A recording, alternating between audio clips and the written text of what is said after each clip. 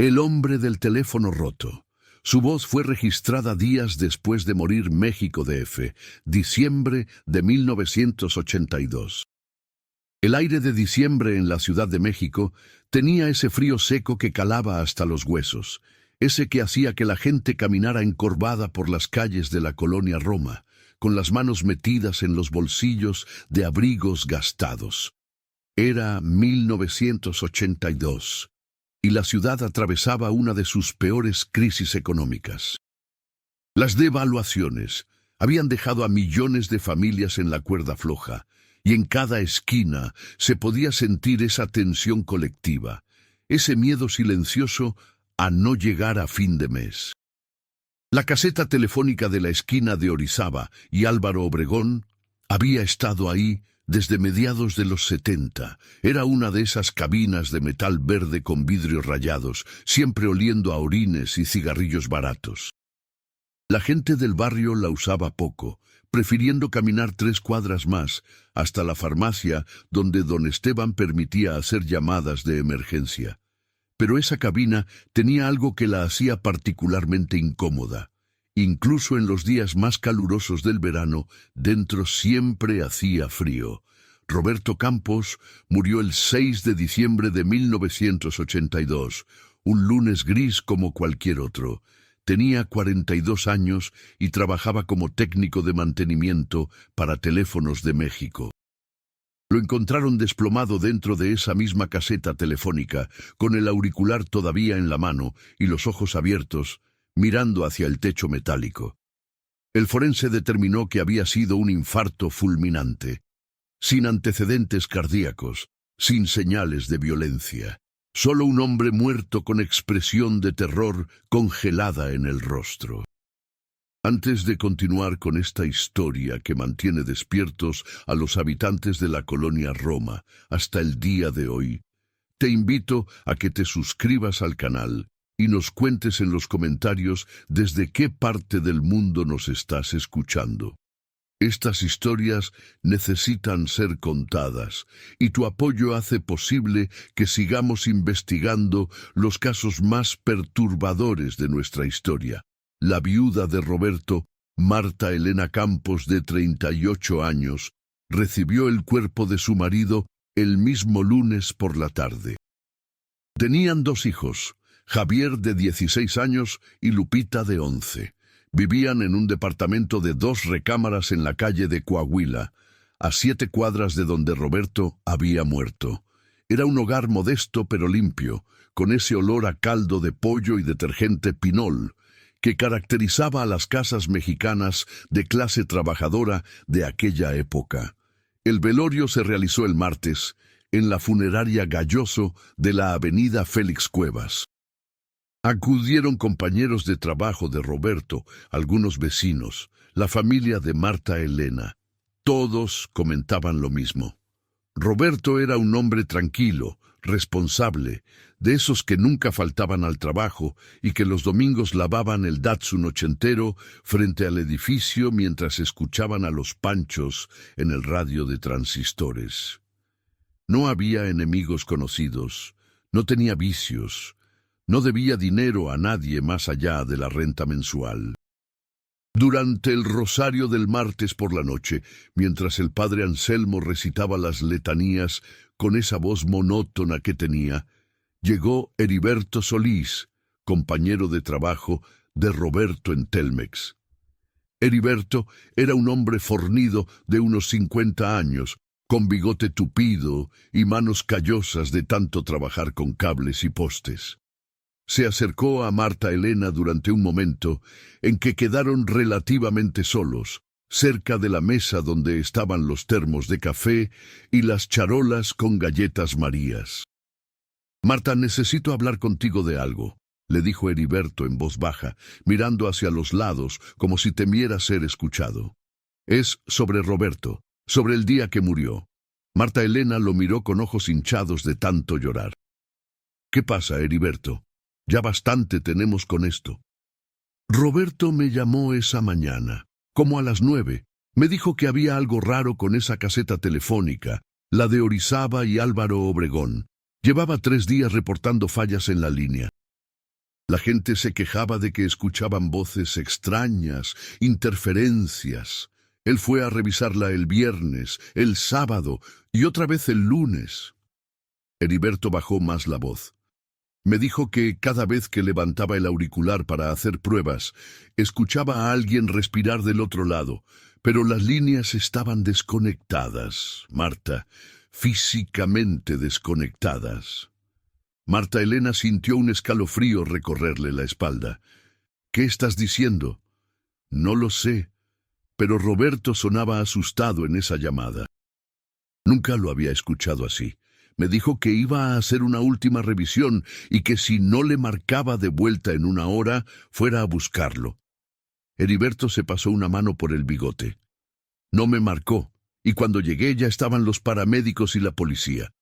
El miércoles enterraron a Roberto en el Panteón Jardín. Era uno de esos días donde el cielo de la Ciudad de México se veía de un gris uniforme, amenazando con lluvia que nunca llegaba. El cortejo fúnebre era pequeño, la familia inmediata, 5 o 6 compañeros de trabajo, algunos vecinos del edificio. Mientras bajaban el ataúd, Javier, el hijo mayor, se mantuvo estoico, con esa rigidez que tienen los adolescentes mexicanos cuando intentan ser el hombre de la casa. Lupita lloraba aferrada a su madre. Esa misma noche, mientras Marta Elena intentaba dormir en la cama que había compartido con Roberto durante 19 años, sonó el teléfono. Eran las 11:47 de la noche. El aparato, un teléfono de disco color beige que estaba sobre la mesita de noche, emitió ese timbre estridente característico de la época. Marta Elena contestó con la voz pastosa del sueño interrumpido. Bueno, al principio solo escuchó estática, ese sonido como de mar lejano que tenían las líneas telefónicas defectuosas. Estaba a punto de colgar cuando escuchó algo más, una respiración lenta, trabajosa. ¿Quién habla?, preguntó Marta Elena, ahora completamente despierta. ¿Quién es? La respiración continuó por unos segundos más. Luego, a través de la estática, escuchó una voz que le heló la sangre en las venas. Era una voz distorsionada, lejana, como si viniera desde el fondo de un pozo profundo, pero era inconfundible. «Marta, no cuelgues». Era la voz de Roberto. Marta Elena soltó un grito y el auricular cayó al suelo. Los niños corrieron desde sus cuartos. Javier llegó primero, encendiendo la luz. «Mamá, ¿qué pasó?»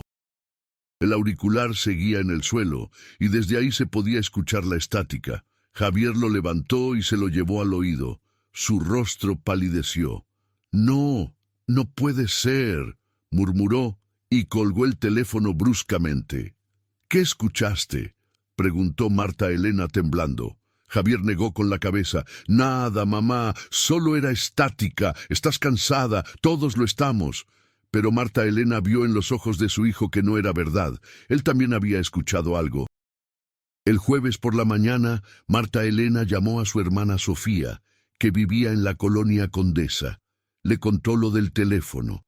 Sofía, mujer práctica y escéptica por naturaleza, le dijo lo que cualquier persona racional diría, que estaba bajo mucho estrés, que el duelo hace cosas extrañas a la mente, que probablemente había sido una llamada equivocada o una broma de mal gusto. Pero cuando Marta Elena mencionó que Javier también había escuchado algo, Sofía se quedó callada por un momento. «¿Quieres que vaya para allá?», preguntó finalmente. «Puedo llevar al padre Anselmo si quieres, para que bendiga el departamento». «No», respondió Marta Elena. «No quiero asustar más a los niños. Ya tienen suficiente con haber perdido a su padre». Esa tarde, Javier salió del departamento sin decir a dónde iba. Marta Elena asumió que había ido a la casa de algún amigo, algo que solía hacer antes de que muriera Roberto. Pero Javier tenía otros planes. Caminó las 7 cuadras hasta la caseta telefónica de Orizaba y Álvaro Obregón.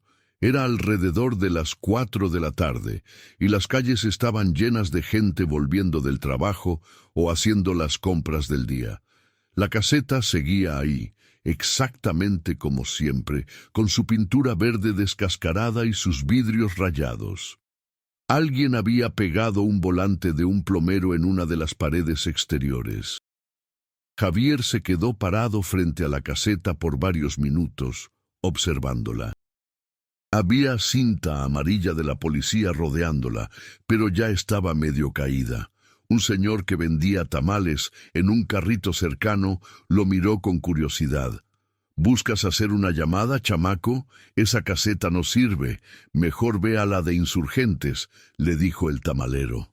¿Por qué no sirve?, preguntó Javier. El tamalero se encogió de hombros. ¿Quién sabe? Dicen que un tipo se murió ahí el otro día, pero yo he visto que la gente sigue usando el teléfono. Lo raro es que todos salen corriendo como si hubieran visto al diablo. Javier sintió que el estómago se le revolvía. ¿Cuánta gente?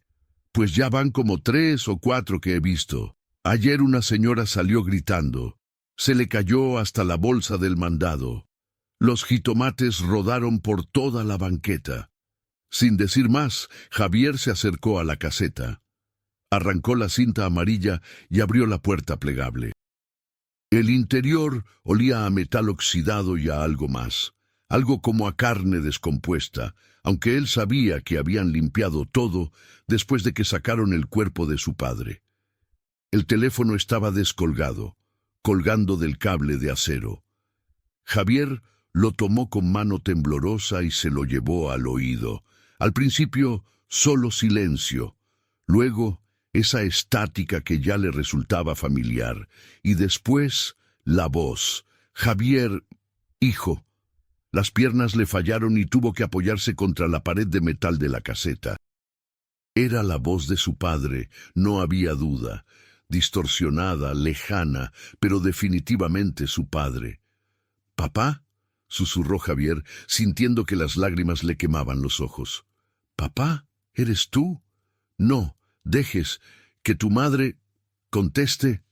La línea se cortó abruptamente. Javier se quedó ahí, con el auricular pegado al oído, esperando que la voz volviera.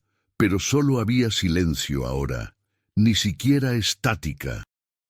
Salió de la caseta como zombi, pasando junto al tamalero que lo miraba con una mezcla de lástima y curiosidad. Caminó las 7 cuadras de vuelta a casa en piloto automático, sin ver realmente nada de lo que lo rodeaba. Cuando llegó al departamento, encontró a su madre en la cocina preparando la cena. Frijoles, refritos y arroz rojo, la comida sencilla que comían desde que el dinero había empezado a escasear. Lupita estaba haciendo la tarea en la mesa del comedor. ¿Dónde estabas?, preguntó Marta Elena sin mirarlo, concentrada en no quemar los frijoles. Javier se quedó en la puerta de la cocina, debatiendo si decirle o no. Finalmente, decidió que no. Al menos, no todavía. Con unos amigos de la escuela. Esa noche, después de que Lupita se durmiera, Javier se quedó despierto en su cuarto, mirando el techo. Compartía habitación con su hermana, separados solo por un librero viejo que su padre había conseguido de segunda mano años atrás. Podía escuchar la respiración suave de Lupita al otro lado. Pensó en lo que había escuchado, en la advertencia. No dejes que tu madre conteste. ¿Conteste qué? ¿El teléfono de la casa? ¿O el de la caseta? Y si realmente era su padre, ¿dónde estaba? ¿Por qué se comunicaba a través de un teléfono roto? Nada tenía sentido. El viernes por la mañana, mientras Marta Elena preparaba el desayuno, sonó el teléfono del departamento. Eran las 7:23 de la mañana. Javier, que ya estaba despierto y listo para ir a la escuela, corrió a contestar antes que su madre. Bueno, estática. ¿Papá?, susurró Javier, dándole la espalda a la cocina para que su madre no lo escuchara. Javier, escucha bien. La voz era más clara ahora, aunque seguía sonando como si viniera desde muy lejos. El teléfono, la caseta, está conectado a algo. No sé qué, pero puedo ver cosas. Puedo ver a gente. Gente que no debería estar aquí. ¿De qué hablas, papá? No entiendo. Cuando morí, algo me agarró, algo en las líneas. Javier, tienes que destruir ese teléfono y tienes que... La línea se cortó otra vez. Marta Elena apareció en la puerta de la cocina, secándose las manos con un trapo. ¿Quién era? Número equivocado, mintió Javier, colgando rápidamente. Marta Elena lo miró con suspicacia, pero no dijo nada. Había notado el cambio en su hijo desde el miércoles por la noche. La forma en que se sobresaltaba cuando sonaba el teléfono, cómo se quedaba mirando el aparato cuando creía que nadie lo veía. Esa tarde, Javier no fue a la escuela. Le dijo a su madre que tenía que entregar un trabajo en casa de un compañero y salió antes de que ella pudiera hacer preguntas. En lugar de ir a la escuela, fue directamente a la biblioteca pública de la colonia Roma, un edificio viejo de cantera rosa en la calle de Orizaba, a 2 cuadras de la caseta telefónica maldita. Le dijo a la bibliotecaria, una señora mayor de lentes gruesos y permanente pasado de moda, que necesitaba información sobre el sistema telefónico de la ciudad. La mujer lo miró extrañada, pero lo dirigió hacia una sección de libros técnicos y archivos de periódicos viejos. Javier pasó horas leyendo. Aprendió cómo funcionaba la red telefónica de la ciudad, el complejo sistema de cables subterráneos y centrales de conmutación. Leyó sobre la historia de teléfonos de México, sobre los primeros teléfonos instalados en la ciudad a principios del siglo XX. Pero nada de eso le servía para entender qué demonios estaba pasando con esa caseta en particular. Fue cuando estaba a punto de rendirse que encontró algo interesante, un artículo de periódico de 1952, amarillento y quebradizo. El titular decía: «Tragedia en obras de nueva red telefónica. 3 obreros muertos por electrocución». El artículo describía un accidente durante la instalación de cables telefónicos subterráneos en la colonia Roma. 3 trabajadores habían muerto electrocutados cuando tocaron accidentalmente un cable de alta tensión que había sido mal identificado. El accidente había ocurrido exactamente en la esquina de Orizaba y Álvaro Obregón. Los nombres de los muertos estaban listados: Ramón Vega, Miguel Ángel Rosas y Fernando Durán. Todos tenían entre 25 y 30 años. Dejaban viudas e hijos. El artículo mencionaba que la compañía telefónica había tenido que pagar indemnizaciones a las familias. Javier sintió un escalofrío. ¿Podría haber alguna conexión? 30 años habían pasado, pero su padre había muerto en ese mismo lugar, y ahora su voz salía de esas líneas telefónicas que supuestamente estaban muertas. Copió la información en una libreta y salió de la biblioteca. Eran casi las 5 de la tarde. Tendría que inventar una buena excusa para explicarle a su madre por qué llegaba tan tarde. Pero cuando pasó frente a la caseta telefónica, algo lo hizo detenerse. Había una mujer dentro, una señora mayor de unos 60 años, con un vestido floreado y una bolsa de mandado a sus pies. Estaba hablando por teléfono, y desde afuera Javier podía ver que su expresión cambiaba gradualmente de neutral a aterrorizada. La mujer soltó el auricular como si quemara y salió corriendo de la caseta, dejando atrás su bolsa del mandado. Javier la vio alejarse calle abajo, casi tropezando con sus propios pies en su prisa por escapar. Se acercó a la caseta. El auricular colgaba del cable, balanceándose suavemente. Podía escuchar la estática incluso desde afuera. Se asomó dentro y vio que la bolsa de la señora se había volcado. Había naranjas y latas de chiles rodando por el suelo metálico de la caseta. Tomó una decisión. Entró, cerró la puerta plegable detrás de él y levantó el auricular. «¿Papá?» Esta vez la respuesta fue inmediata, pero no era la voz de su padre. «Ayúdanos. Era una voz diferente, más vieja, más ronca. ¿Quién eres? Ayúdanos. Estamos atrapados, en las líneas, en los cables. ¿Atrapados? ¿Desde cuándo? Desde el principio, desde que morimos. El voltaje nos tiene atrapados. Javier sintió que la cabeza le daba vueltas. ¿Cuántos son? Va 3, ahora 4. Tu padre está aquí. ¿Qué quieren? Que nos liberes, que cortes las líneas, que destruyas la conexión. ¿Y si lo hago? ¿Mi padre podrá descansar? Hubo un silencio largo, interrumpido solo por crujidos de estática. Luego, otra voz. Esta vez sí era su padre. Javier, tienes que hacerlo, hijo. Pero ten cuidado. Lo que sea que nos tiene aquí, no quiere dejarnos ir. Intentará detenerte. ¿Cómo puedo hacerlo? Los cables principales están en el sótano del edificio de Telmex en Insurgentes. Pero escúchame bien. No le digas nada a tu madre. No dejes que se acerque a ningún teléfono. Puede usarlos para llegar a ella, para atraparla como a mí. La llamada se cortó de nuevo. Esta vez, después del silencio, Javier escuchó algo más. Una risa. No era humana. Era un sonido electrónico, distorsionado, como si una máquina intentara imitar la risa de una persona. Salió de la caseta corriendo, sin mirar atrás. No dejó de correr hasta llegar a su edificio. Subió las escaleras de 2 en 2 hasta el 3er piso donde estaba su departamento. Cuando entró, encontró a Lupita llorando en el sofá y a su madre pálida como la muerte, sentada junto a ella. Sobre la mesa había un cuaderno escolar abierto. Las páginas estaban llenas de una misma oración, escrita una y otra vez con la letra infantil de Lupita. Papá quiere que vayamos con él. Papá quiere que vayamos con él. Papá quiere que vayamos con él. Cientos de veces, llenando todas las páginas del cuaderno. No recuerdo haber escrito esto, sollozaba Lupita.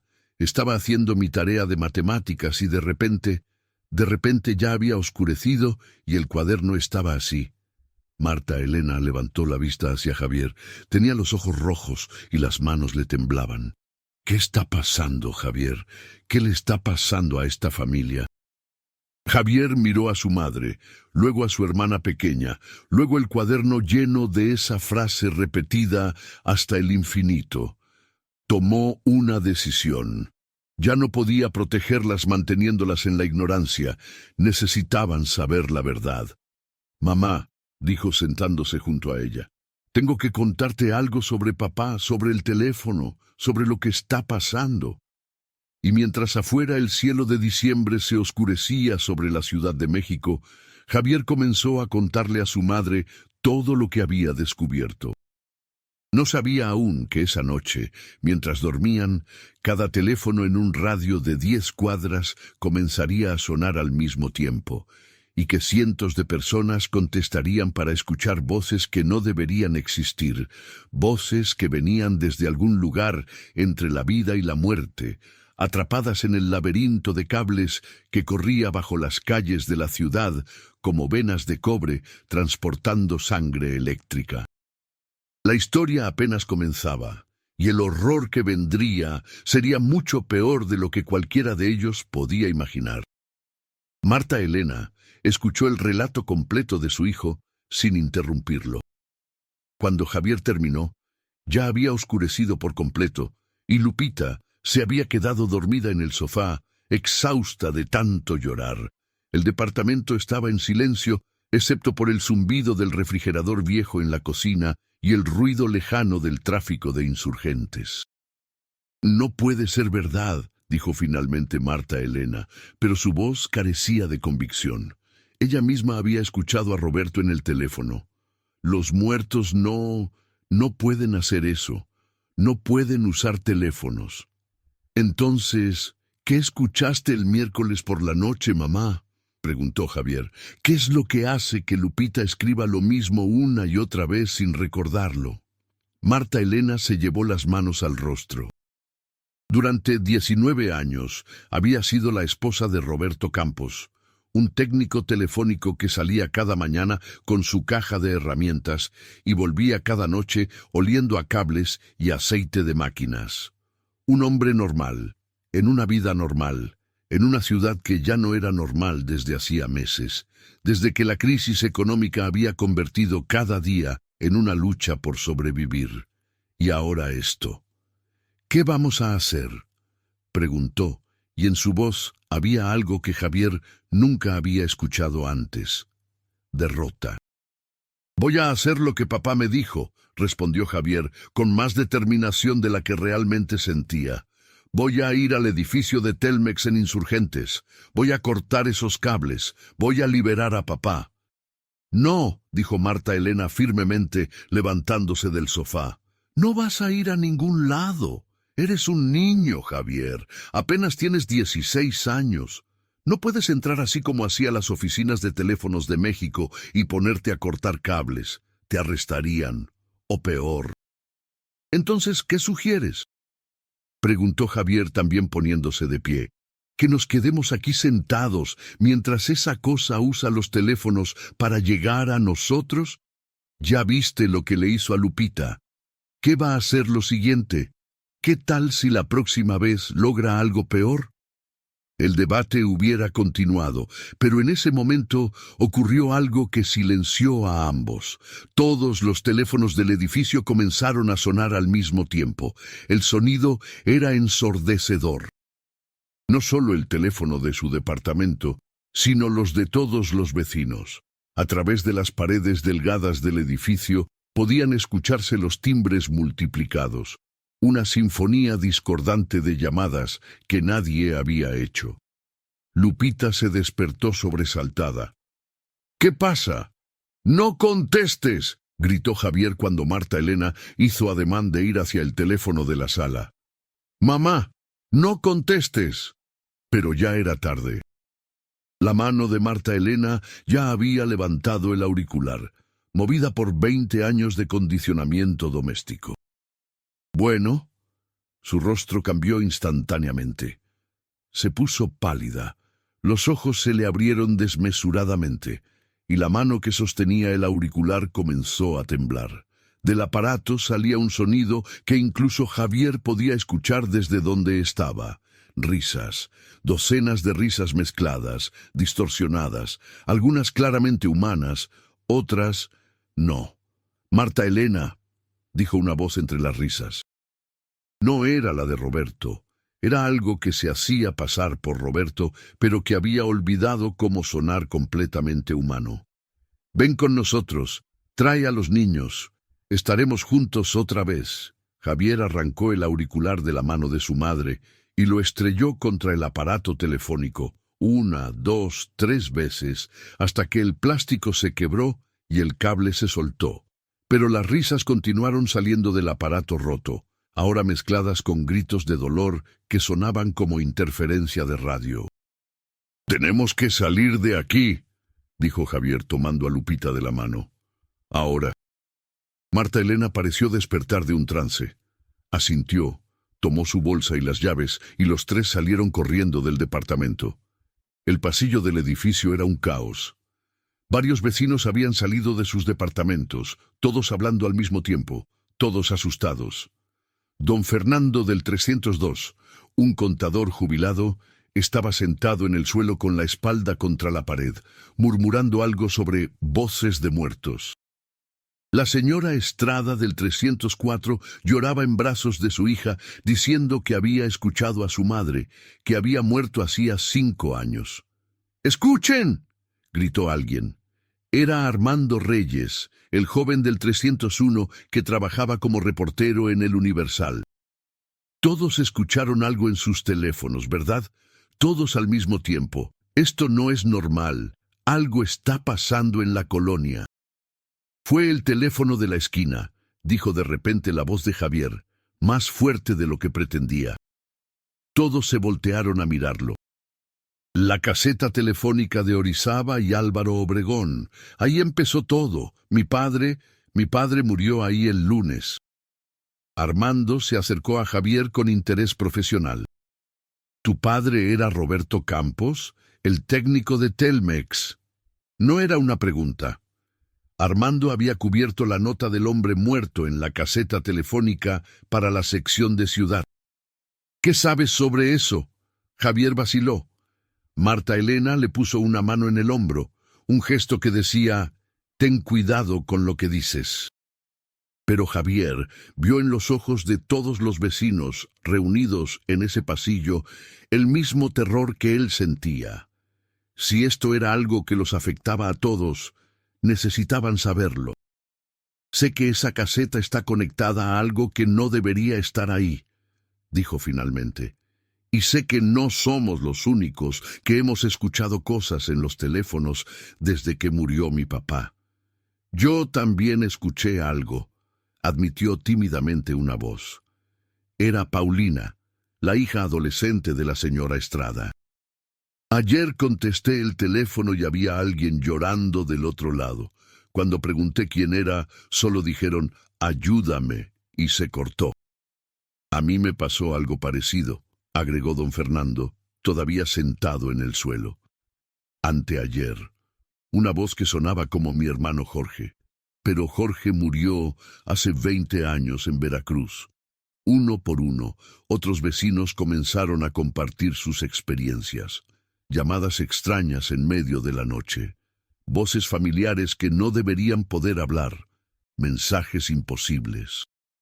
Todas desde teléfonos que técnicamente funcionaban con normalidad, pero que de alguna manera estaban conectados a... ¿Qué? ¿A dónde? Armando sacó una pequeña libreta del bolsillo de su camisa. «Esto es una historia. Necesito investigar esto». Miró a Javier. «¿Me ayudarías? Tú conocías a tu padre. Sabes cómo funciona el sistema telefónico. Juntos podríamos averiguar qué demonios está pasando». Antes de que Javier pudiera responder, sonó otro teléfono. Esta vez venía del departamento de Armando. El reportero palideció.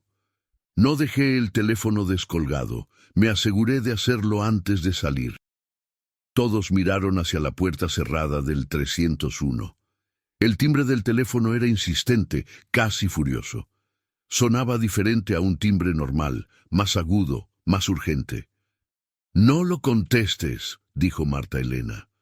«Por favor, no contestes ningún teléfono». Pero la puerta del departamento de Armando se abrió sola. No de golpe, sino lentamente, como si una mano invisible la empujara desde adentro. A través de la abertura podían ver el interior del departamento, una sala modesta, un sofá viejo, estantes llenos de libros y periódicos apilados, y en la mesa el teléfono negro que no dejaba de sonar. Algo hizo que Armando caminara hacia su departamento como sonámbulo. Javier intentó detenerlo, pero el reportero se soltó con sorprendente fuerza. Necesito contestar», murmuró. «Necesito saber». Entró al departamento y levantó el auricular. Su rostro cambió por completo. Una expresión de horror absoluto se apoderó de sus facciones. Comenzó a temblar violentamente y del auricular salía una luz verde pálida, como si la electricidad misma se hubiera vuelto visible. «¡Armando!», gritó don Fernando, encontrando la fuerza para levantarse y correr hacia el reportero. Pero cuando tocó a Armando, recibió una descarga eléctrica que lo lanzó de espaldas al pasillo. Armando soltó el teléfono y cayó de rodillas, jadeando. Tenía quemaduras en la palma de la mano, marcas rojas que parecían seguir el patrón de circuitos eléctricos. Del auricular, que ahora colgaba del cable balanceándose, salía humo y ese olor característico a plástico quemado. Vi algo», logró decir Armando entre respiraciones trabajosas. «En las líneas no son solo voces. Hay algo más, algo que los controla, algo que se alimenta de ellos». Javier ayudó a don Fernando a levantarse mientras Marta Elena corría a revisar a Armando. Las quemaduras en su mano eran serias, pero lo que más preocupaba era su estado mental. Sus ojos se movían frenéticamente, como si viera cosas que los demás no podían percibir. «Necesitamos ir al hospital», dijo Marta Elena, pero Armando negó con la cabeza violentamente. «No, no hay tiempo. Escuchen, todos ustedes». Armando se puso de pie con dificultad, apoyándose en la pared. Cuando contesté, vi a través de las líneas telefónicas. Es como si fueran ventanas a otro lugar. «Vi a tu padre», dijo mirando a Javier. «Vi a 3 hombres más. Están atrapados en una especie de red, como moscas en una telaraña. Y la araña...» «¿Qué araña?», preguntó la señora Estrada, abrazando a su hija. «No sé qué es exactamente, pero es viejo, muy viejo. Ha estado ahí desde que instalaron las primeras líneas telefónicas en la ciudad. Se alimenta de la electricidad, de las voces que viajan por los cables, y cuando alguien muere mientras está conectado al sistema, los atrapa. Los mantiene como baterías vivientes». «Eso es absurdo», dijo don Fernando, aunque su voz no sonaba muy convencida. «Los teléfonos son solo máquinas, cable de cobre y componentes electrónicos». «¿Y cómo explicas lo que acabamos de ver?», replicó Armando. «¿Cómo explicas que todos hayamos escuchado voces de muertos en nuestros teléfonos al mismo tiempo?» No había respuesta para eso. «Mi padre me dijo que tenía que cortar los cables principales», intervino Javier. «Dijo que están en el edificio de Telmex en Insurgentes. Si cortamos la conexión, tal vez podamos liberarlos». «O tal vez solo los matemos definitivamente», dijo Armando sombríamente. «Si están siendo sostenidos por la electricidad del sistema, ¿qué pasará cuando les quites esa fuente?». Era un dilema horrible, pero no tuvieron tiempo de debatirlo porque en ese momento se fue la luz en todo el edificio. No solo en el pasillo, sino en todos los departamentos.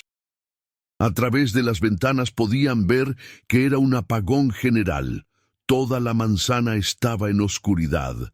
Y entonces todos los teléfonos del edificio comenzaron a sonar otra vez.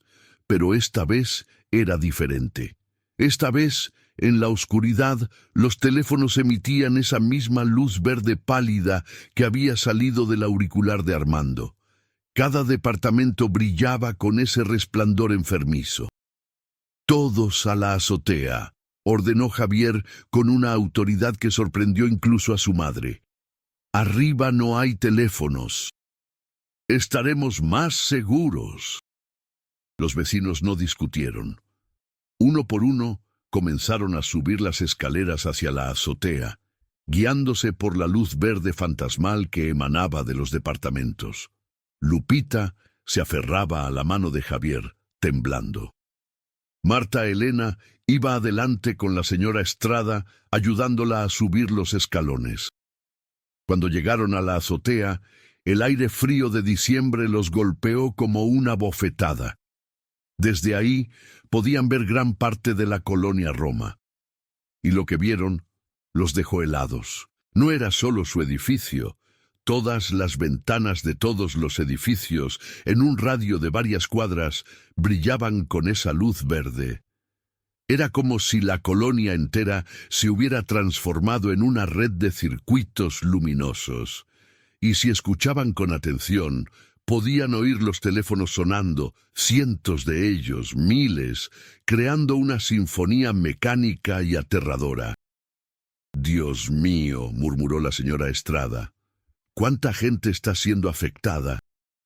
Armando, que a pesar de sus quemaduras seguía pensando como reportero, hizo cálculos mentales. Si cada manzana tiene en promedio 30 edificios, y cada edificio tiene unos 10 departamentos, estamos hablando de miles de teléfonos, decenas de miles de personas, potencialmente expuestas. Y todas esas líneas convergen en el edificio central de Telmex, dijo Javier, recordando lo que había leído en la biblioteca. Todas las llamadas de esta zona pasan por ahí antes de conectarse con el resto de la red. Entonces es ahí donde tenemos que ir, dijo Armando. Si queremos detener esto, tenemos que llegar a la fuente. Pero, ¿cómo?, preguntó don Fernando. Las calles deben estar llenas de gente afectada, y aunque lleguemos, ¿cómo vamos a entrar? Ese edificio está vigilado día y noche. Javier pensó en Heriberto Solís, el compañero de trabajo de su padre. Heriberto tenía acceso al edificio. Tenía llaves, conocía el sistema. Conozco a alguien que puede ayudarnos, dijo, pero necesitamos un teléfono que funcione. Estás loco, dijo Marta Elena. Acabamos de escapar de los teléfonos y ahora quieres usar uno. Hay una diferencia, explicó Javier. Los teléfonos de línea están conectados al sistema, pero hay teléfonos públicos que funcionan con tarjetas, con circuitos separados. Si encontramos uno de esos, la farmacia de don Esteban, interrumpió Paulina. Tiene uno de esos teléfonos nuevos con tarjeta. Lo acaban de instalar hace 2 semanas. Está a 3 cuadras de aquí, dijo Javier. Podríamos llegar si vamos por las azoteas. Casi todos los edificios de esta calle están conectados. La idea era arriesgada, pero era la única que tenían. Después de una breve discusión, se decidió que Javier, Armando y don Fernando irían a la farmacia, mientras que las mujeres y Lupita se quedarían en la azotea. Marta Elena protestó, pero Javier fue firme. Mamá, alguien tiene que quedarse con Lupita, y tú eres la más fuerte de todos nosotros. Si algo pasa, ella te va a necesitar. Marta Elena abrazó a su hijo con fuerza. Ten cuidado. Por favor. Ya perdí a tu padre. No puedo perderte a ti también. Los 3 hombres comenzaron a saltar de azotea en azotea. No era tan difícil como parecía. Los edificios de la colonia Roma estaban construidos muy juntos, y las separaciones eran de apenas 1 metro o 2. Pero en la oscuridad, iluminado solo por ese resplandor verde enfermizo que venía de las ventanas, cada salto parecía un salto hacia el abismo. Cuando llegaron al edificio donde estaba la farmacia de don Esteban, bajaron por la escalera de emergencia externa. Las calles estaban sorprendentemente vacías. Algunas personas corrían de un lado a otro, asustadas. Otras estaban paradas en medio de la calle, como en trance, con los ojos vidriosos mirando hacia ninguna parte. «No los toquen», advirtió Armando. «No sabemos qué les pasa ni si es contagioso». La farmacia estaba cerrada, pero la puerta de vidrio no tenía seguro. Don Esteban, un hombre de unos 70 años, estaba sentado detrás del mostrador, con el teléfono de línea pegado al oído. No reaccionó cuando entraron. Solo miraba al frente, escuchando lo que fuera que le estuvieran diciendo desde el otro lado. El teléfono público estaba en la pared del fondo. Javier corrió hacia él, mientras Armando intentaba sacar a don Esteban de su trance.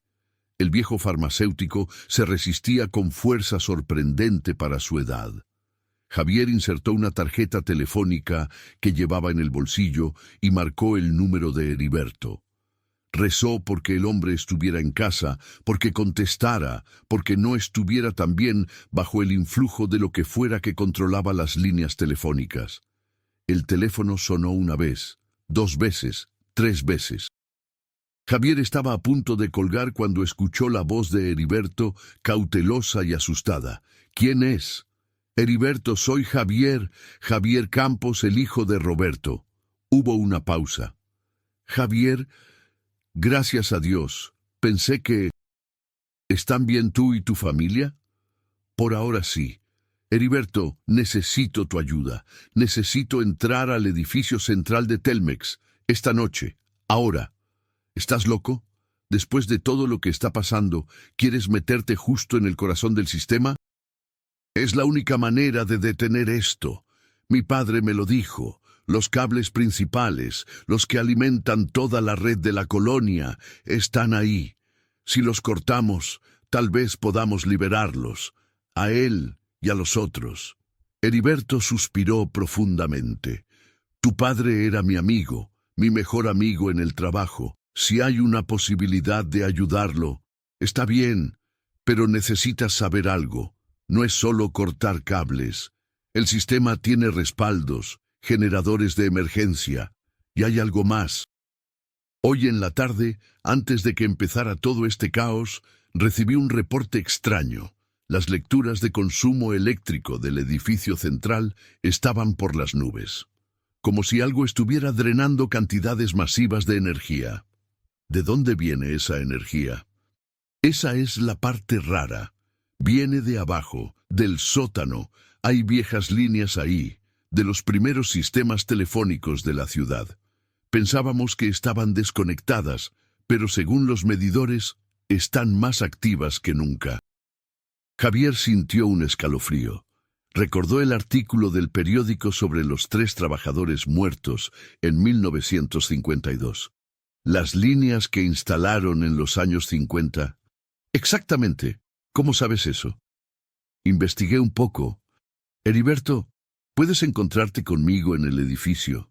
¿Tienes acceso a esos sótanos? Tengo las llaves maestras.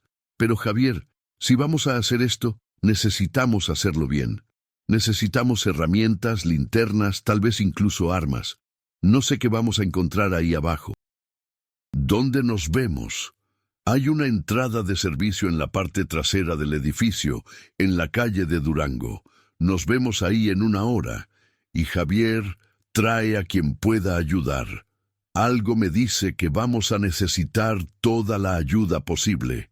Javier colgó y se volvió hacia Armando y don Fernando, que finalmente habían logrado separar a don Esteban del teléfono. El viejo farmacéutico estaba inconsciente, pero respiraba con normalidad. «Tenemos un plan», dijo Javier, «pero necesitamos prepararnos. Y necesitamos más gente».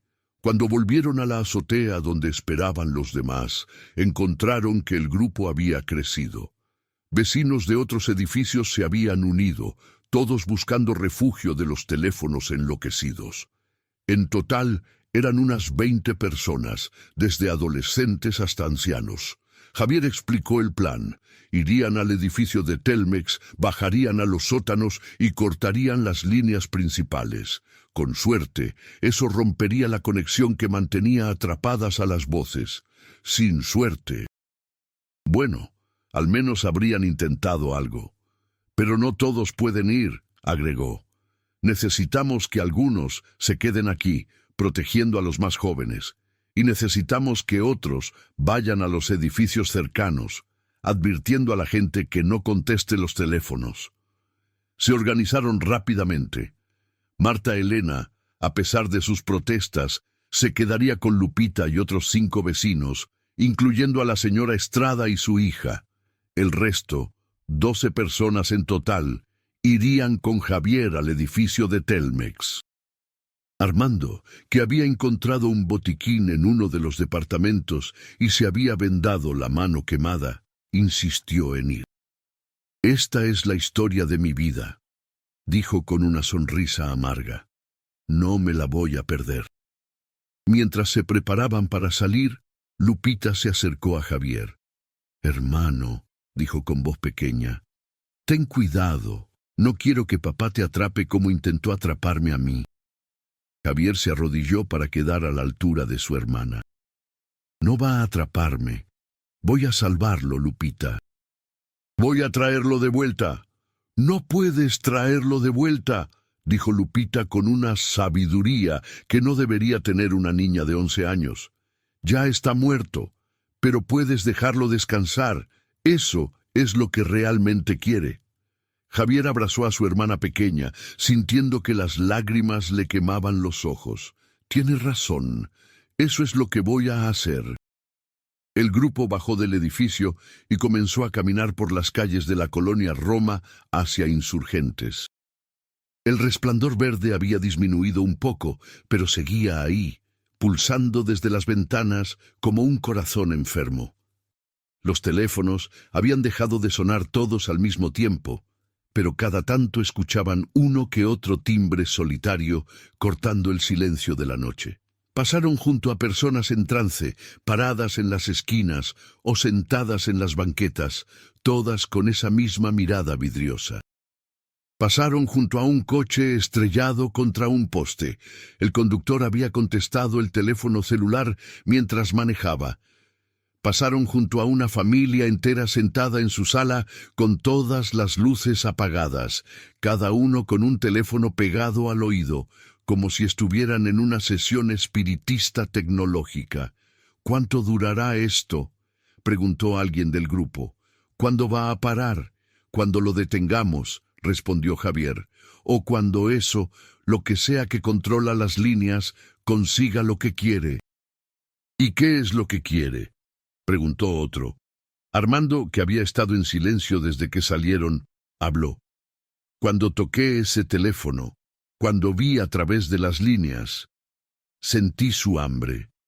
Es como un tiburón antiguo nadando en un océano de electricidad.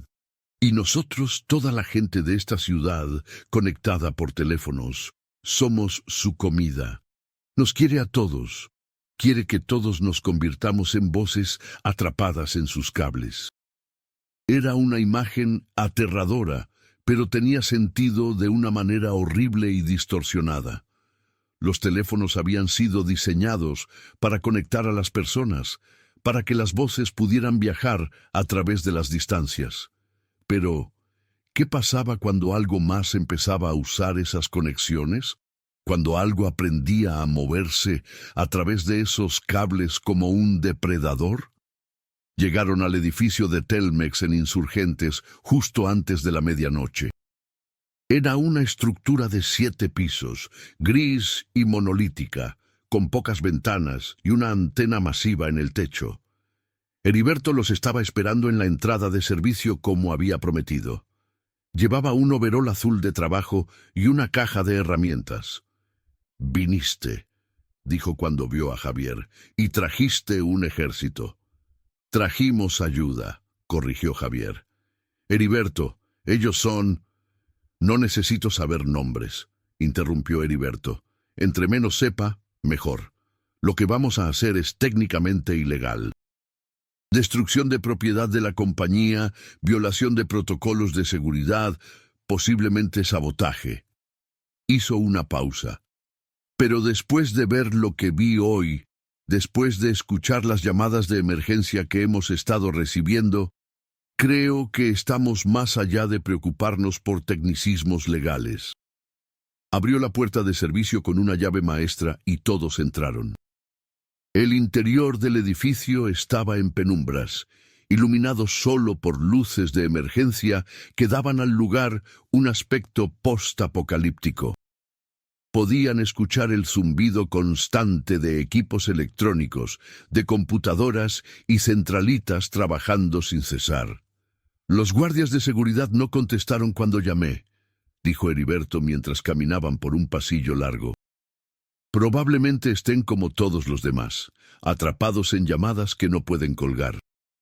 Efectivamente, cuando pasaron junto a la sala de seguridad, vieron a 2 guardias sentados frente a los monitores, cada uno con un teléfono en la mano, mirando al vacío. «No los toquen», advirtió Heriberto. «Si los sacamos del trance, podrían entrar en shock. He visto qué pasa. Una secretaria del 3er piso estuvo en trance durante 2 horas. Cuando finalmente colgó, empezó a gritar y no paró hasta que los paramédicos la sedaron. Llegaron a una puerta de metal marcada con un letrero: sótano, acceso restringido, solo personal autorizado. Heriberto sacó otra llave y abrió la puerta, revelando una escalera que descendía hacia la oscuridad. «Más allá de este punto», dijo Heriberto, «estamos solos. No hay cámaras, no hay guardias. Estos sótanos son tan viejos que ni siquiera están en los planos actuales del edificio. Cuando Telmex modernizó el sistema en los 70, simplemente sellaron las viejas líneas en lugar de removerlas. Demasiado caro, demasiado complicado. Comenzaron a bajar. La escalera era empinada y estrecha, con paredes de concreto húmedo. El aire se volvía más frío con cada escalón y había un olor extraño, como a ozono y metal oxidado. Las linternas que Heriberto había traído proyectaban sombras alargadas en las paredes. Bajaron y bajaron, mucho más de lo que debería ser posible. Javier empezó a preguntarse si habían descendido ya más allá del nivel del sistema de metro. Finalmente, después de lo que pareció una eternidad, llegaron al fondo. Se encontraron en un espacio vasto, una caverna artificial llena de cables y equipos antiguos. Había centralitas telefónicas de los años 40 y 50, grandes dispositivos de baquelita negra con miles de conexiones. Había cables que corrían por el techo y las paredes como venas de cobre. Y en el centro de todo, había algo que no debería estar ahí. Era una especie de nodo central, un punto donde todos los cables convergían, pero no era parte del sistema original. Parecía orgánico de alguna manera, como si los cables se hubieran fusionado y crecido juntos durante décadas, formando una masa pulsante de metal y electricidad que brillaba con esa misma luz verde enfermiza que habían visto en las ventanas. «Dios santo», murmuró Armando. «¿Qué es eso?» «Es donde viven», dijo una voz que no era la de ninguno de ellos. Todos se giraron. De entre las sombras emergió una figura. Era un hombre viejo, muy viejo, vestido con un overol gris descolorido de trabajador de mantenimiento. Su piel era pálida como el papel y sus ojos brillaban con esa luz verde. «Mi nombre era Fernando Durán», dijo el hombre con una voz que sonaba como si viniera desde muy lejos. «Morí aquí en 1952, junto con mis compañeros Ramón y Miguel Ángel.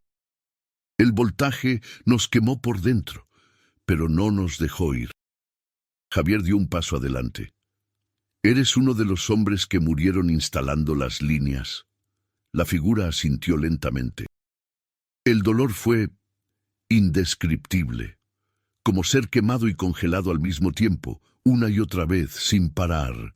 Durante años, décadas, solo existía ese dolor, pero luego aprendimos a usarlo, aprendimos a movernos a través de los cables, a comunicarnos y finalmente aprendimos a traer a otros. «Mi padre», dijo Javier, «Roberto Campos, ¿está aquí?»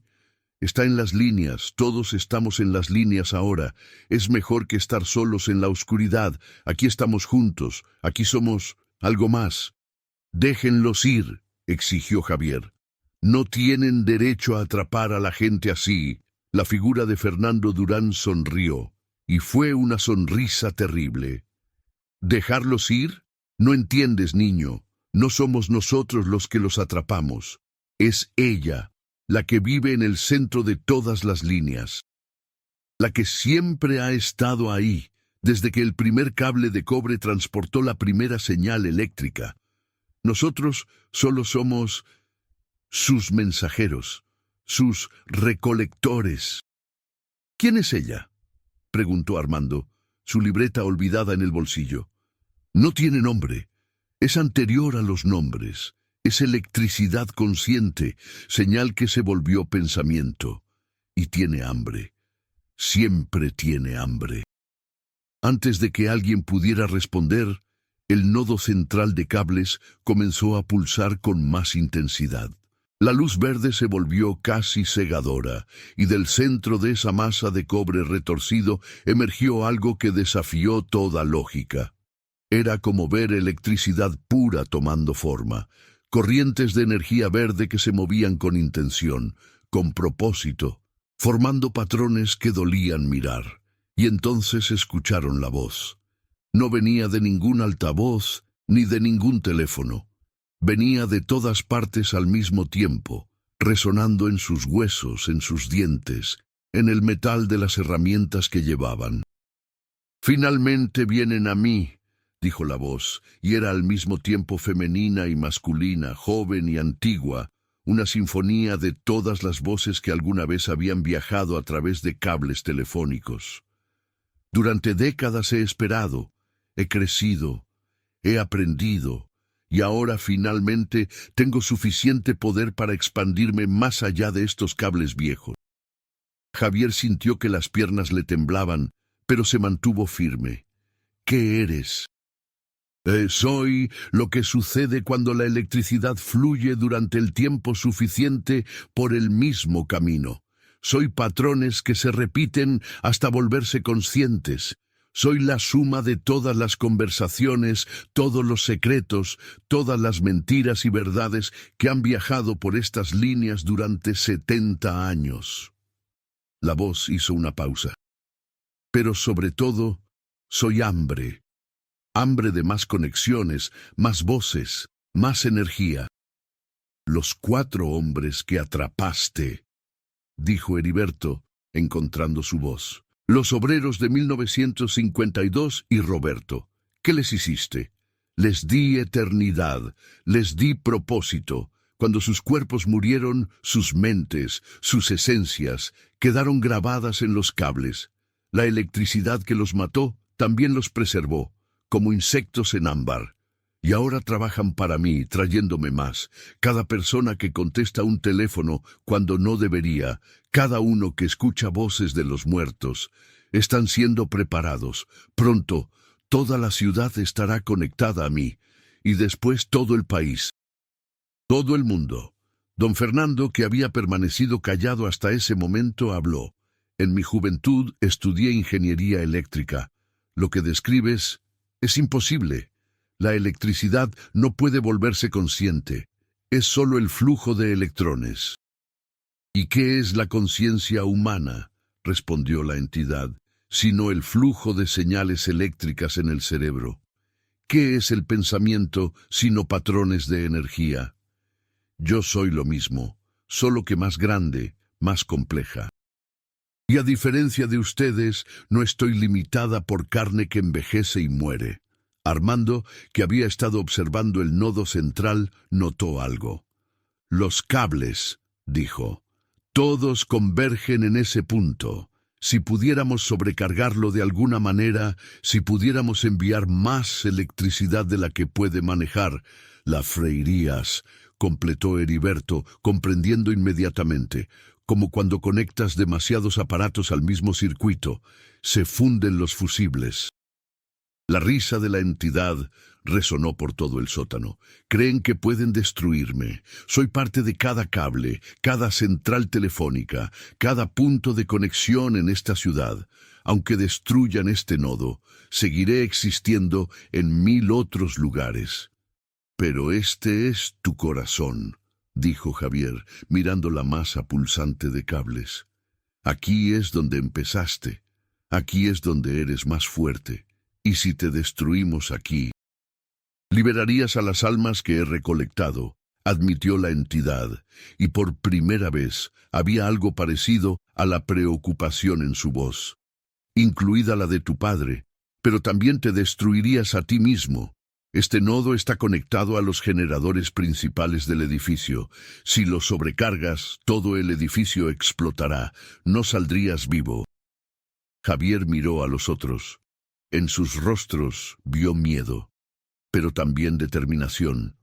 Habían llegado hasta aquí. Habían visto lo que esta cosa era capaz de hacer. Si no la detenían ahora, seguiría creciendo, alimentándose, atrapando a más y más personas en su red de cables eternos. ¿Cómo lo hacemos?, preguntó simplemente. Heriberto ya estaba abriendo su caja de herramientas. Necesitamos crear un cortocircuito masivo, conectar directamente los cables de alto voltaje con los de bajo voltaje. La diferencia de potencial será tan grande que... Hizo un gesto explosivo con las manos. Pero necesitamos tiempo, agregó don Fernando.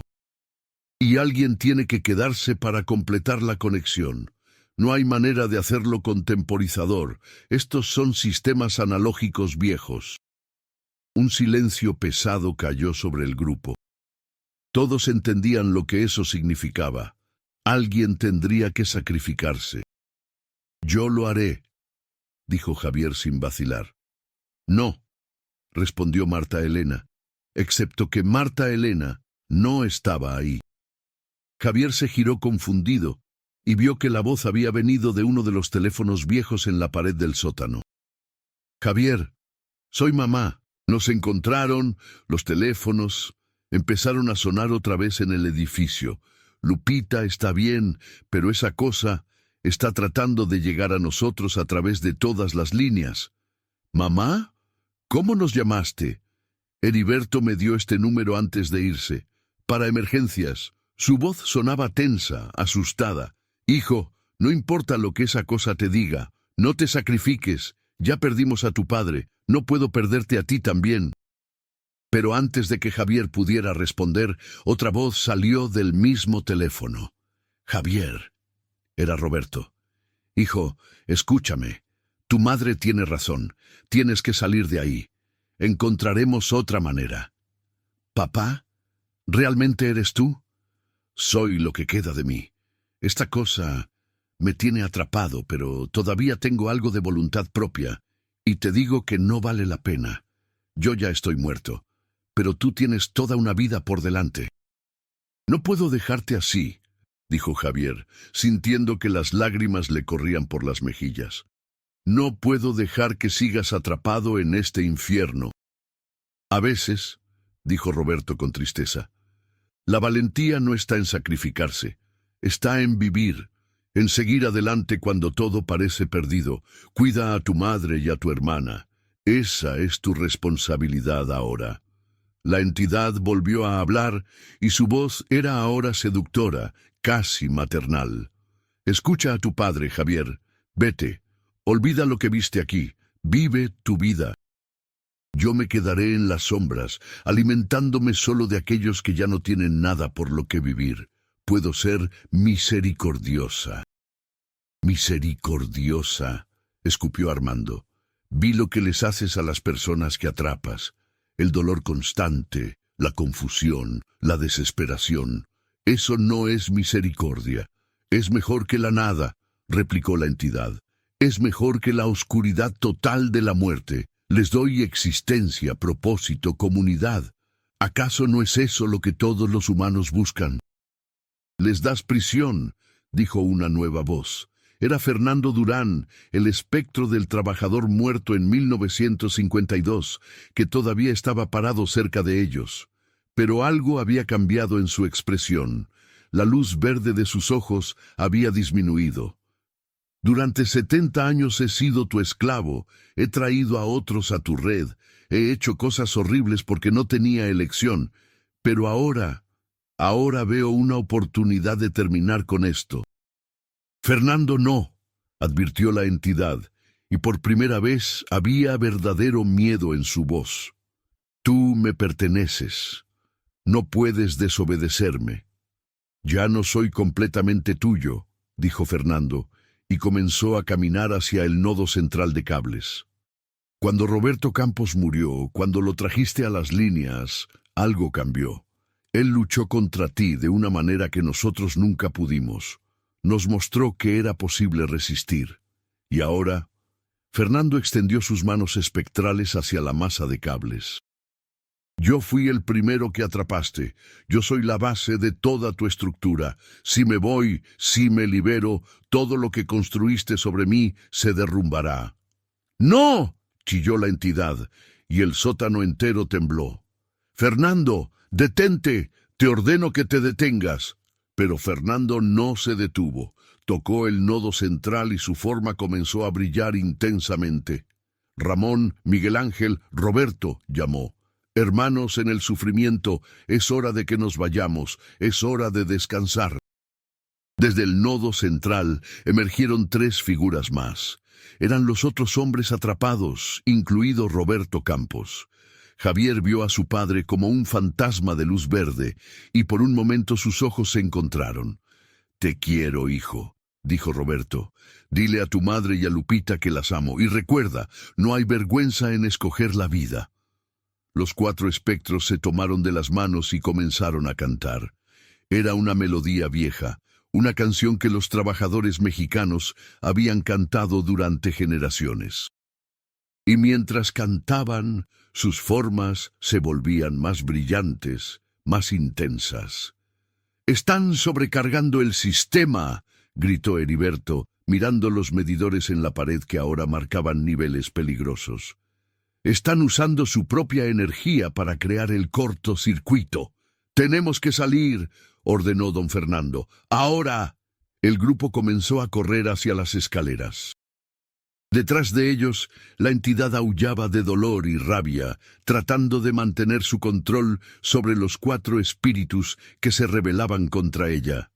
El sótano entero comenzó a sacudirse. Chispas volaban de los cables viejos. El olor a ozono era abrumador. Javier fue el último en llegar a las escaleras. Se volvió una última vez y vio a su padre, brillante como una estrella, sonriéndole. Luego, Roberto y los otros 3 se fundieron completamente con el nodo central. La explosión fue silenciosa. No hubo fuego ni sonido, solo una expansión de luz verde que llenó todo el sótano. Los cables comenzaron a desintegrarse, convirtiéndose en polvo. La entidad dio un último grito de rabia y dolor antes de apagarse. Como una bombilla que se funde, simplemente dejó de existir. El grupo subió las escaleras más rápido de lo que las habían bajado. Podían sentir que el edificio entero temblaba, que algo fundamental en su estructura estaba colapsando. Cuando llegaron al primer piso, encontraron a los guardias de seguridad despertando de su trance, confundidos y asustados. «¡Evacúen el edificio!», gritó Heriberto. «¡Todos fuera!». Salieron a la calle justo cuando las luces del edificio comenzaron a fallar, piso por piso, de abajo hacia arriba. Pero no era solo ese edificio. Por toda la ciudad, las luces verdes en las ventanas se estaban apagando. Los teléfonos dejaban de sonar. Las personas en trance comenzaban a despertar. Javier se sentó en la banqueta, agotado física y emocionalmente. Armando se sentó junto a él, todavía aferrando su libreta, aunque no había escrito una sola palabra desde que bajaron al sótano. «Se fue», dijo Armando. «Tu padre se fue. Todos se fueron». «Lo sé», respondió Javier.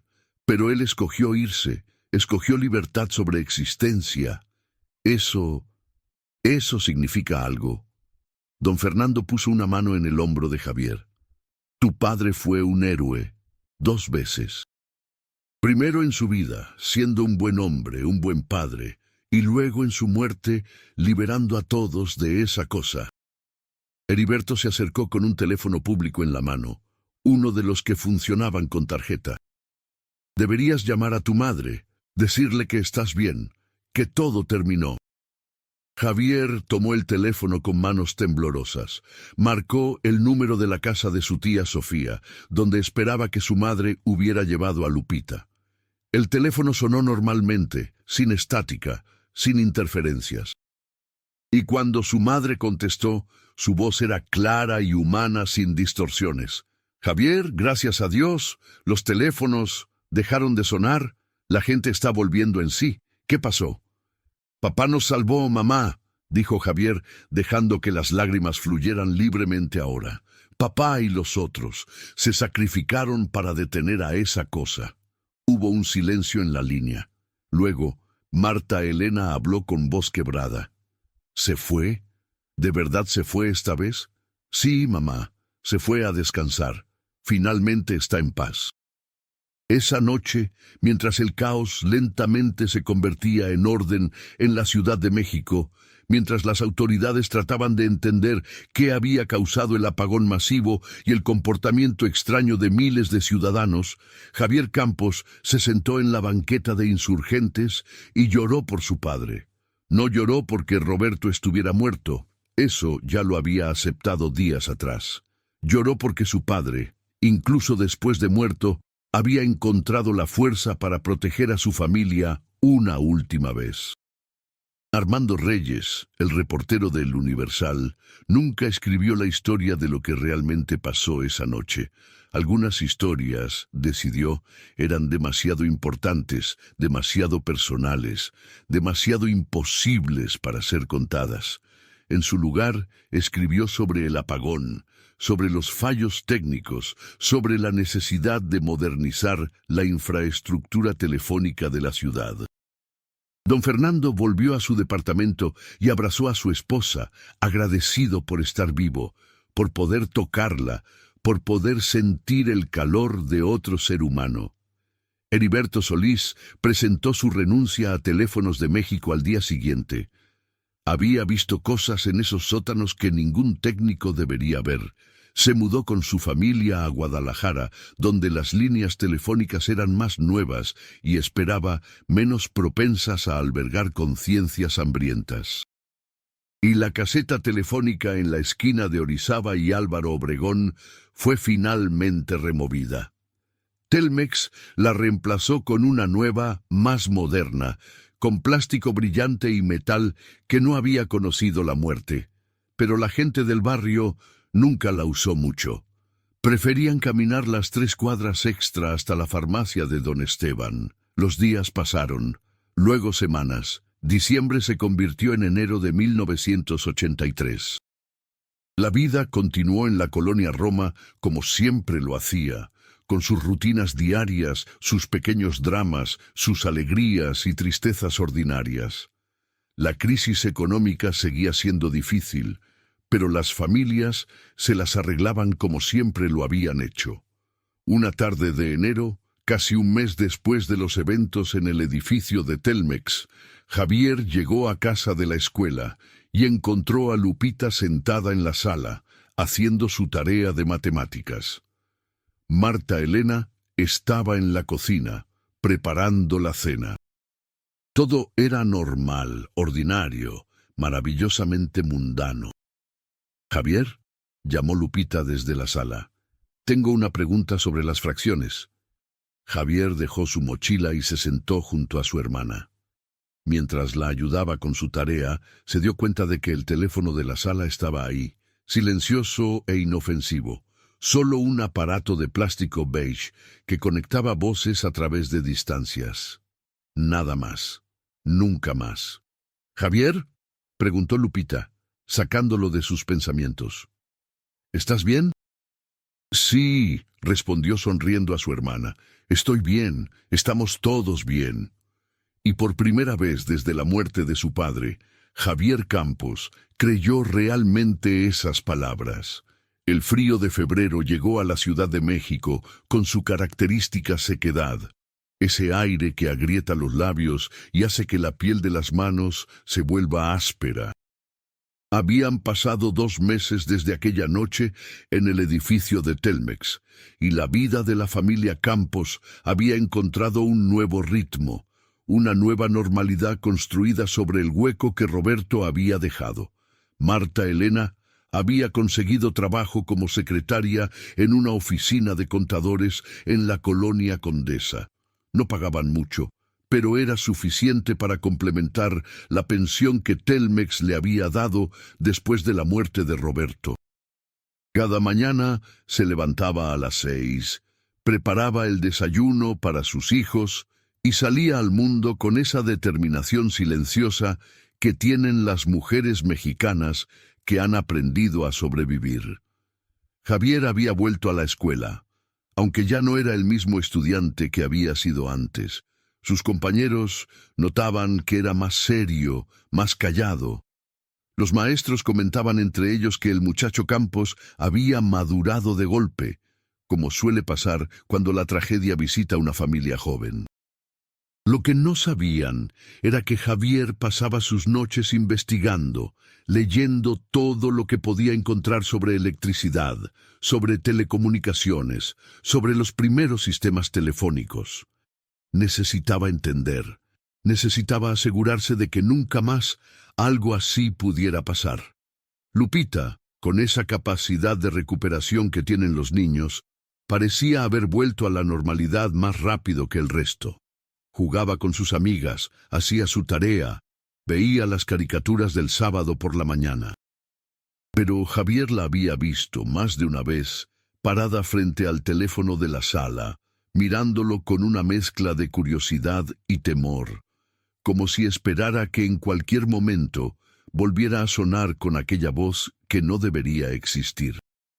Una tarde de domingo, mientras Marta Elena estaba en misa y Lupita en casa de una amiga, Javier recibió una visita inesperada. Era Armando Reyes, el reportero, a quien no había visto desde aquella noche. «Javier», saludó Armando cuando el joven abrió la puerta. «¿Puedo pasar? Necesito hablar contigo». Se sentaron en la sala, esa sala modesta con el sofá de tela desgastada y las fotografías familiares en la pared. Fotografías donde Roberto todavía sonreía, donde la familia estaba completa. «He estado investigando», comenzó Armando sin preámbulos. Sacó una carpeta llena de recortes de periódicos, notas escritas a mano, fotografías borrosas. «Después de lo que pasó, no pude dejarlo ir. Necesitaba saber si había pasado antes, si podría pasar de nuevo». «¿Y qué encontraste?» Armando extendió algunos papeles sobre la mesa de centro. «Incidentes similares, no exactamente iguales, pero parecidos. En 1923, en una central telefónica en la colonia Guerrero, 3 operadoras murieron electrocutadas cuando un rayo cayó en el edificio. Durante semanas después, la gente reportó escuchar voces extrañas en las líneas, mensajes de las operadoras muertas. Pero en aquella época, la compañía telefónica simplemente cerró esa central y movió las operaciones a otro lugar. Y en 1967, en Monterrey, un técnico murió dentro de una caseta telefónica durante una tormenta eléctrica.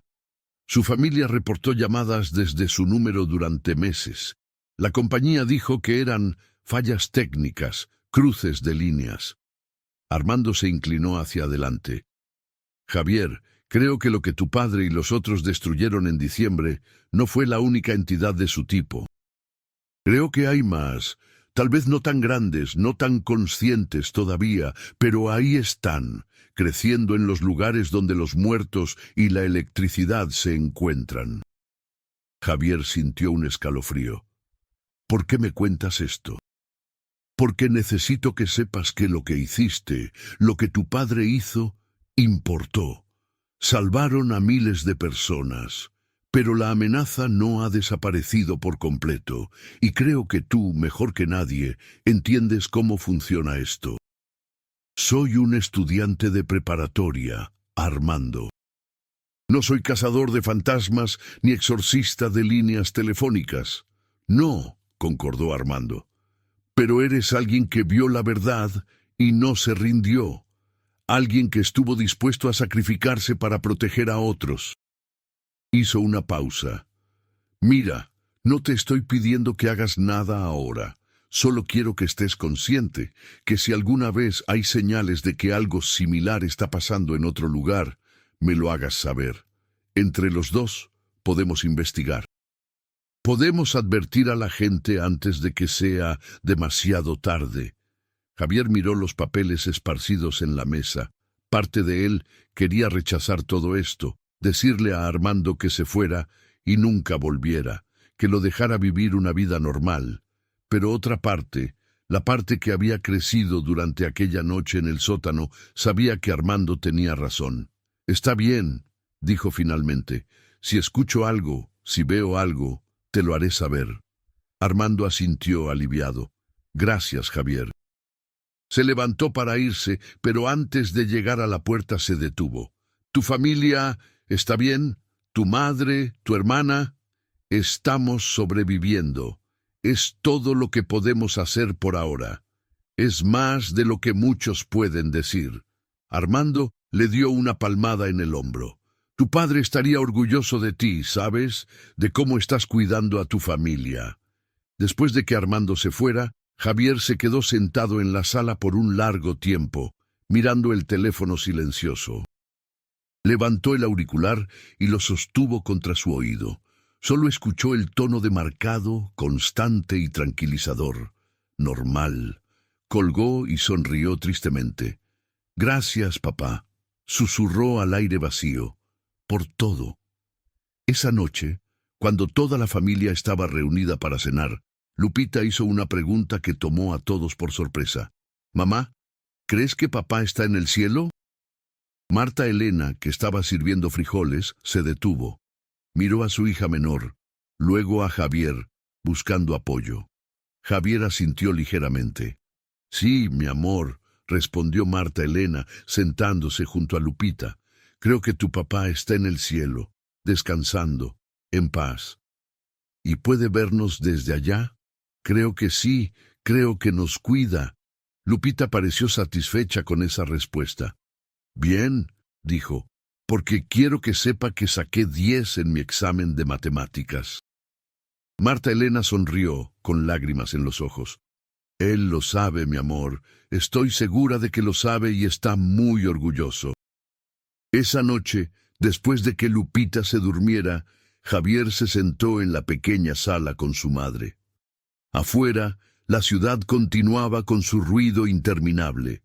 Coches, sirenas distantes, los ladridos de los perros callejeros, la música de una fiesta en algún edificio cercano. «Javier», dijo Marta Elena suavemente, «ese reportero que vino hoy, ¿qué quería?»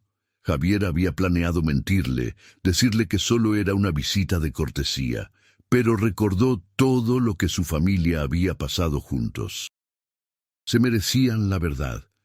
Quería que lo ayudara a investigar si hay otros casos como el de papá. Otras entidades, supongo, creciendo en las líneas telefónicas. Esperaba que su madre se enojara, que le prohibiera involucrarse.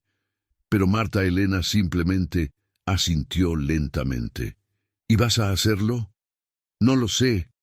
Parte de mí quiere olvidar que todo eso pasó, quiere ser normal de nuevo». Hizo una pausa. Pero otra parte. «Mamá, ¿qué tal si hay otras familias pasando por lo mismo? ¿Qué tal si puedo ayudarlos a evitar lo que nosotros vivimos?» Marta Elena tomó la mano de su hijo. «Tu padre siempre decía que ayudar a los demás era lo más importante que una persona podía hacer, que para eso estamos en este mundo». Sus ojos se humedecieron. «Pero también decía que la familia viene primero. Prométeme, Javier, que si haces esto, no te pondrás en peligro, no como la última vez». «Te lo prometo, mamá». Se quedaron sentados en silencio por un momento, madre e hijo, unidos por el dolor y la supervivencia. Afuera, la ciudad dormía inquieta bajo las luces naranjas de las lámparas de sodio, y en algún lugar, en los miles de kilómetros de cables que corrían bajo las calles como venas de cobre, la electricidad fluía, llevando consigo voces, datos, conversaciones, la vida de la ciudad moderna. Pero ahora, cuando Javier escuchaba el zumbido lejano de la electricidad, no le tenía miedo. Sabía que había oscuridad en esas líneas, sí, pero también sabía que había luz, y que mientras hubiera personas dispuestas a luchar contra esa oscuridad, la ciudad estaría a salvo, al menos por ahora. Los meses siguientes pasaron con la velocidad extraña que tiene el tiempo cuando estás sanando de un trauma. Marzo llegó con sus vientos polvorientos. Abril trajo las primeras lluvias. Mayo se calentó y la ciudad comenzó a prepararse para el verano. Javier terminó la preparatoria con calificaciones sobresalientes. Sus maestros le recomendaron que aplicara para la UNAM para estudiar ingeniería eléctrica. Era irónico, pensó, que después de todo lo que había vivido, todavía quisiera trabajar con electricidad. O tal vez tenía sentido. «Conoce a tu enemigo», había dicho su padre una vez. «Respétalo, pero no le temas». Una tarde de junio, mientras caminaba a casa desde la biblioteca, Javier pasó por la esquina de Orizaba y Álvaro Obregón. La nueva caseta telefónica estaba ahí, brillante y sin usar. La gente todavía evitaba ese lugar. Se detuvo y miró la caseta por un largo momento. Luego, tomando una decisión, entró. Levantó el auricular y marcó un número al azar. El teléfono sonó normal, sin interferencias. Una mujer contestó confundida por la llamada sin motivo. Javier se disculpó y colgó. Normal. Todo era normal. Salió de la caseta y comenzó a caminar de nuevo hacia casa. El sol de la tarde pintaba los edificios de naranja y dorado. Los vendedores ambulantes pregonaban sus mercancías. Los niños jugaban fútbol en la calle. La vida, en toda su caótica belleza, continuaba. Cuando llegó a su edificio, vio a Lupita jugando con sus amigas en la entrada. Al verlo, corrió hacia él. «Javier, mamá dice que este fin de semana vamos a ir a Chapultepec. ¿Puedes venir?» Javier sonrió y despeinó el cabello de su hermana. «Claro que sí. No me lo perdería por nada». Subieron juntos las escaleras hasta el tercer piso. Marta Elena los esperaba con la cena lista. Se sentaron los tres alrededor de la pequeña mesa. Una familia de tres donde antes habían sido cuatro, pero una familia de todas formas. Y si a veces, en las noches tranquilas, Javier pensaba que escuchaba un susurro en el teléfono, un eco de aquella voz que había conocido y perdido, no le tenía miedo, porque sabía que su padre estaba en paz. Que todos los hombres atrapados en las líneas estaban finalmente libres. La oscuridad había sido vencida, al menos en esta esquina de la ciudad. Y aunque Javier sabía que podría haber otras batallas en el futuro, otras entidades naciendo en los lugares donde la muerte y la tecnología se encontraban, también sabía que estaría listo. Por ahora, sin embargo, era suficiente con estar vivo, estar con su familia y dejar que el mundo normal siguiera su curso. Porque a veces, después de enfrentar el horror más allá de la comprensión, lo más valiente que puedes hacer es simplemente vivir.